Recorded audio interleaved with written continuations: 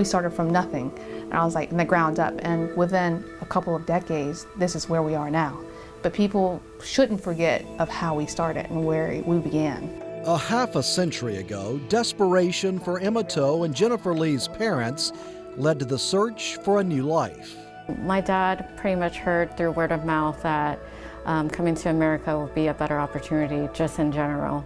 Like so many other Vietnamese refugees, the journey to America was filled with countless obstacles. But Emma and Jennifer's parents eventually found hope and a new beginning on the Mississippi coast. The loss of loved ones in recent years brought Emma and Jennifer together. Out of grief, they've been inspired to share their own family stories. We realized that our parents' history had so much of the similarities in it, and how we grew up in our upbringing, translating for our parents, has so much similarities. And when I realized, like, you know, our history is pretty, I mean, it sounds horrible and difficult and challenging. I was like, but our children need to know this. We're getting to the point where those children of Vietnamese refugees have grown up, and now we're having kids, and our parents are aging. Many of the stories and community updates are now being posted on the Gulf Coast Vietnamese Narratives Facebook page. After starting the group, Emma and Jennifer reached out to Elizabeth Alexander at the Maritime and Seafood Industry Museum in Biloxi about making an exhibit showcasing the coast Vietnamese influence. Just a few months later, the display featuring pictures and stories is open to the public.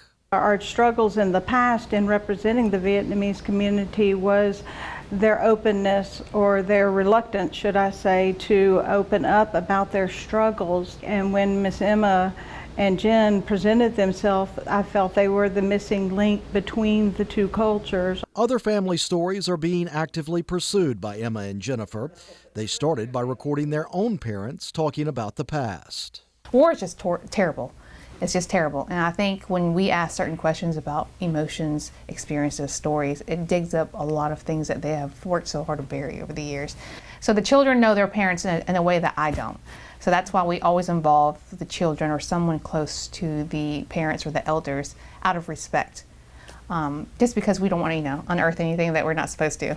Most of the Vietnamese who came to the coast found a new way of life in the fishing industry, including Jennifer's father. He loved light fishing. He turned the love of fishing into a family business named for his daughter that's still active today. My dad started in the shrimping boats, and my mom, she worked in the oyster and shrimp factory, but they wanted to provide it something more close to the family, so they started their own seafood factory. It's a crab factory that they manufacture crab meat. So with my parents' factory, they provided jobs for the working moms in the local area. The seafood factory is one of many examples of how former refugees built a new and prosperous home.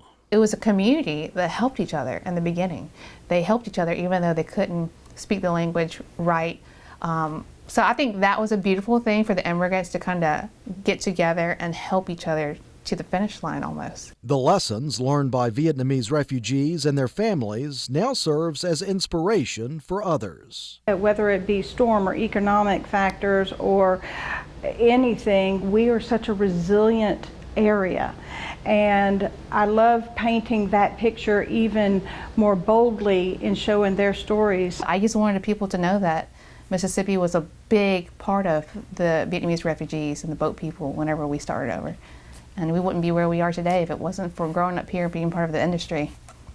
And then we hope with this project, this inspires other cultural groups to share their stories too. This story still has more chapters to come in a place it took so much sacrifice to find. This is our home. Like, even when my mom goes back to Vietnam to visit her family now, she misses home, which is America. So like, this is no other place that's greater than here, is what my mom says.